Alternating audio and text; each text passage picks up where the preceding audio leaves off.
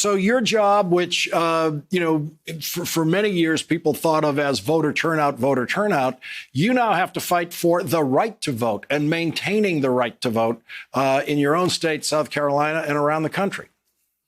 Lawrence, it's sad. We send our sons and daughters overseas to fight for democracy for other nations.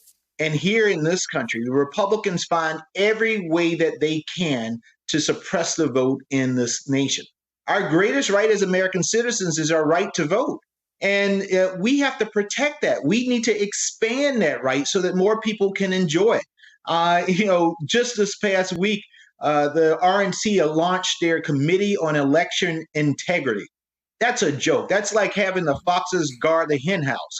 There is no way that they understand or know what any integrity in elections look like.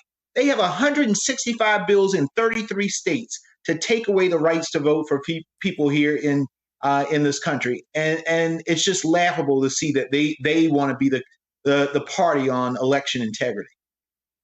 So what is your party's plan to counter this Republican effort? And if some of those bills pass, will you need new get out the vote techniques in those states? We will, but what I hope passes, Lawrence, is H.R. 1 and the Senate Resolution 1, which is For the People Act. This is a bill that was passed in the House last Congress.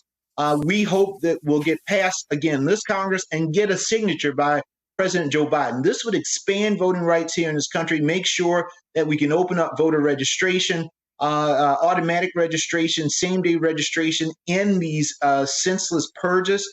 We have to do all that we can to protect the right to vote of all Americans. And so I'm proud of that legislation. We will be promoting that. And in the meantime, the DNC has a voting protection effort that is geared up to fight back. Mark Elias is our attorney. We're going to fight back against all of these oppressive laws that we see in many of these states. So Georgia was, I guess, the biggest surprise state in the wins for Joe Biden this time around. Of course, it was tracking in that direction. We started to see it moving that way over the last few years. What is the next Georgia on your horizon? Well, I think Texas is the next Georgia. Hopefully in a year or two, a few years, South Carolina is the next Georgia. We haven't forgotten and aren't going to give up on Florida. The Georgias and the Arizonas, that's really going to be my focus over the course of the next 4 years as the DNC chair, to be planting the seeds in these states. That's why we're going to enact a 50-state strategy going back to Howard Dean to strengthen our state parties so that we can foster the growth of these Georgias and Arizonas all across this great nation of ours.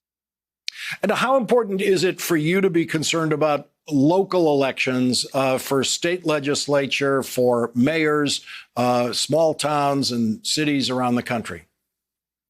Those elections are extremely important, Lawrence. I know we love to get caught up in what's going on in Washington, D.C. with Congress and the White House.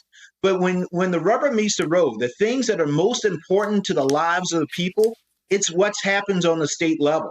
I mean, the folks in Texas right now are feeling that, because of the lack of leadership in their state.